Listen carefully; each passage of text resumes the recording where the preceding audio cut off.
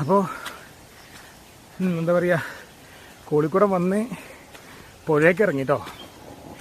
പുഴയ്ക്ക് ഇറങ്ങിയിട്ട് തിരിച്ച് ഇപ്പുറത്തെ സൈഡിൽ തന്നെ കയറി. പുഴ ഇറങ്ങി ഇങ്ങോട്ട് കയറിയിട്ട് നമ്മളിപ്പോൾ മാറനട്ടി ഫസ്റ്റ് പോവില്ലേ, ചിറ്റൂരിന്ന് ചിറ്റൂർ പുഴ കയറി മാറനട്ടി പോകുന്ന വഴിയിലെത്തിയേക്കാണ്.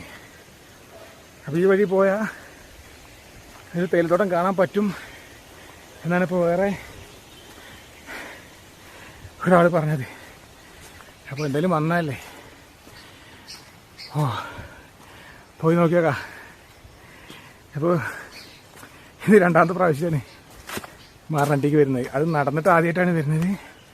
ആദ്യം ഇത് കൂടെയൊക്കെ നമ്മൾ ബൈക്ക് കൊണ്ടായിരുന്നു പോരുന്നത്. സമയം ഇപ്പോൾ 2:45. അപ്പോൾ 11 മണിക്ക് വീട്ടിൽ നിന്ന് വന്നതാ. ഇപ്പം അപ്പോൾ തിരിച്ചെത്തുന്ന അറിയില്ല. പോയി നോക്കട്ടെ.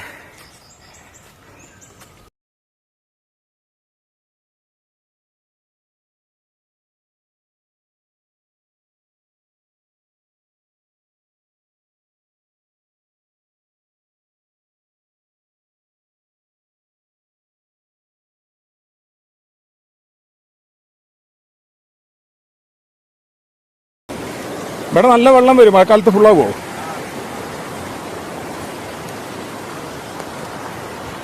ഈ പോണ വഴി തന്നെ? അല്ല, ഏത് വഴി കൂടെയൊക്കെ പോവാ? നോക്കാം. അവിടെ എത്തുമ്പോ വഴി തന്നെ ഉണ്ട്. അവിടെ എത്തുമ്പോ കാണും തേയിലക്കാട്.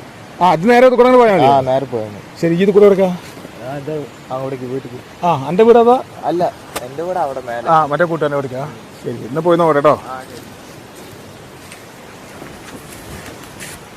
അപ്പോൾ അട്ടപ്പാടി നമ്മളൊരു സാധനം കാണാൻ വന്നിട്ട് നമ്മൾ തിരിച്ചു പോകണം കേട്ടോ.